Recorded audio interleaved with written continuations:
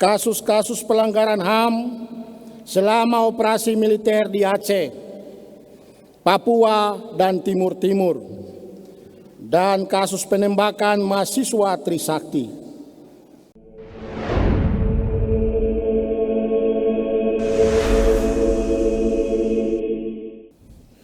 Bapak, Ibu, saudara-saudari, anak-anak yang dikasihi Tuhan,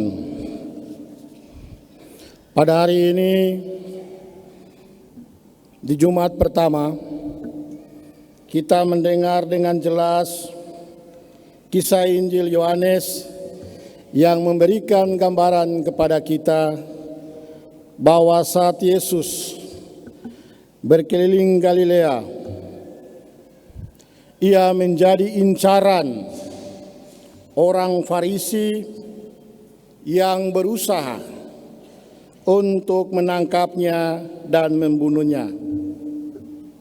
Persoalannya, Yesus dalam setiap pengajarannya menyampaikan kebenaran yang sesuai dengan kehendak Allah, sesuai dengan Allah pemaksud.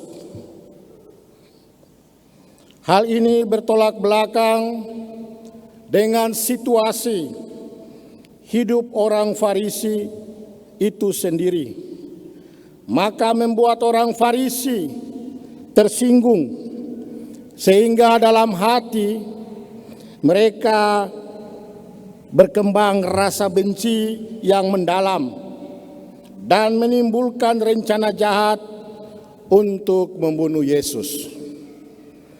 Padahal kalau kita menyimak dengan jelas, setiap perkataan dan perbuatannya, prinsipnya melaksanakan kehendak Allah, dan kehendak Allah mengandung nilai-nilai cinta kasih, kebenaran, keadilan yang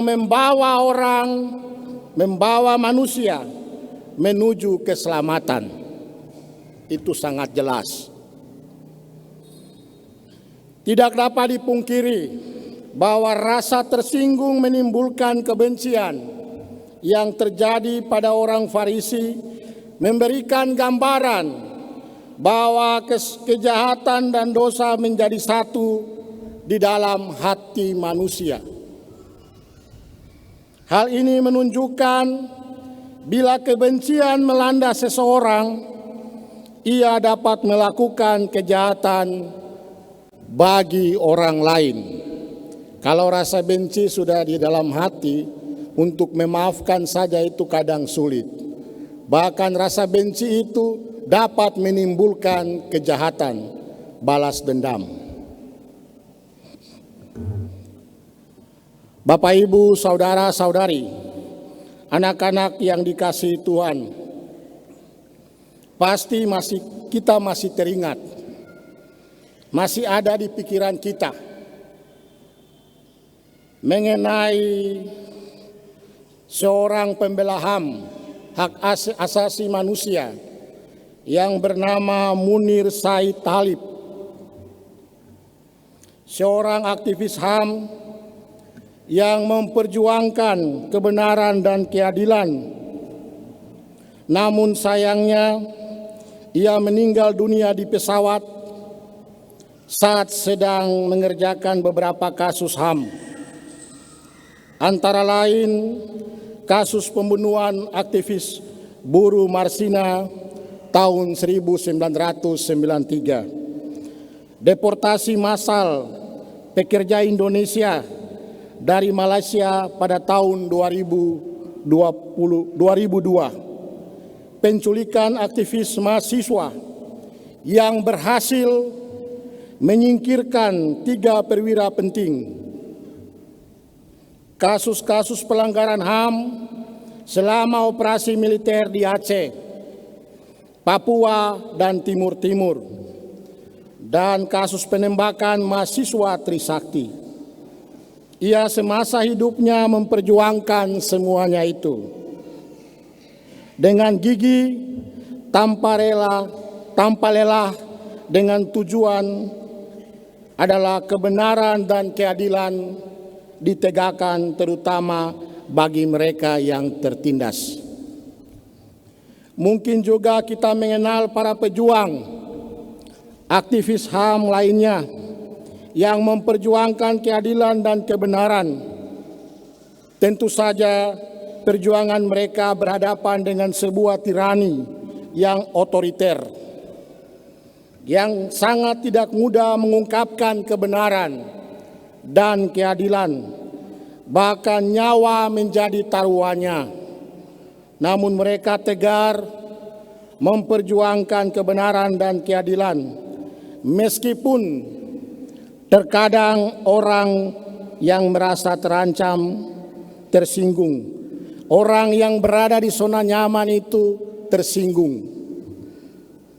Mereka tetap tegar bertahan dalam jalan kemanusiaan. Mereka tetap memperjuangkan kebenaran dan keadilan. Bapak, Ibu, saudara-saudari, anak-anak yang dikasihi Tuhan, apa relevansi bacaan ini bagi kita? Marilah kita senantiasa belajar dari Yesus dan juga mungkin dari para aktivis HAM yang gigih berjuang untuk kebenaran dan keadilan, yang senantiasa menunjukkan sikap memperjuangkan kebenaran dan keadilan sebagai perwujudan keselamatan Allah bagi manusia. Meskipun berhadapan dengan tradisi adat istiadat khusus Yesus, ia tetap tegar mewartakan kehendak Allah. Dan sikap kebencian dari orang yang tidak sepaham, sependapat dengannya, meskipun nyawa menjadi taruhan, ia tetap berdiri kokoh memperjuangkan itu.